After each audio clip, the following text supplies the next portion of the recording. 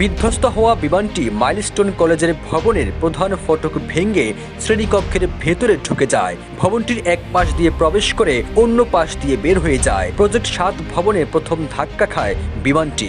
সেখান থেকে লিক হয় জ্বালানি এবং মুহূর্তের মধ্যে নিয়ন্ত্রণ হারিয়ে প্রজেক্ট 2 ভবনের সামনে আছড়ে পড়ে। ক্ষতিগ্রস্ত হওয়া কলেজের দোতলা হায়দার আলী ভবনটি পশ্চিমমুখী ছিল। বিমানটি সোজা ফটকে আছড়ে পড়ে এবং এতে ভবনটি এফোর ওপর হয়ে যায়। অথচ ছুটির ঘন্টার সময় ছিল মাত্র 10 মিনিট, কিন্তু সে ঘন্টা বাজার আগেই ঘটে বিমান দুর্ঘটনা। মুহূর্তে স্কুল জুড়ে নেমে আসে বিষাদের ছায়া। কিছু বুঝে ওঠার আগেই বিকট শব্দে কেঁপে উঠল স্কুল প্রজেক্টে 2 ভবন। মুহূর্তের মধ্যে অন্ধকারাচ্ছন্ন হয়ে গেল সবকিছু। এদিক সেদিক ছোটাছুটি, চিৎকার, ধোঁয়া ও কান্নার আহাজারিতে ভরে গেল স্কুল ক্যাম্পাস।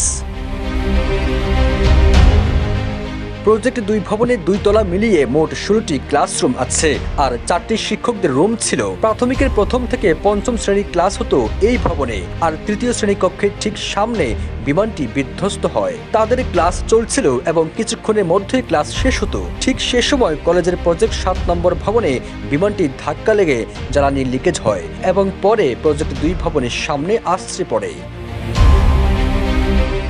আইএসপিআর জানিয়েছে F-7 বিজিআই প্রশিক্ষণ বিমানটি সোমবার দুপুর 1টা 6 মিনিটে উড্ডয়নের পরপরই বিধ্বস্ত হয়।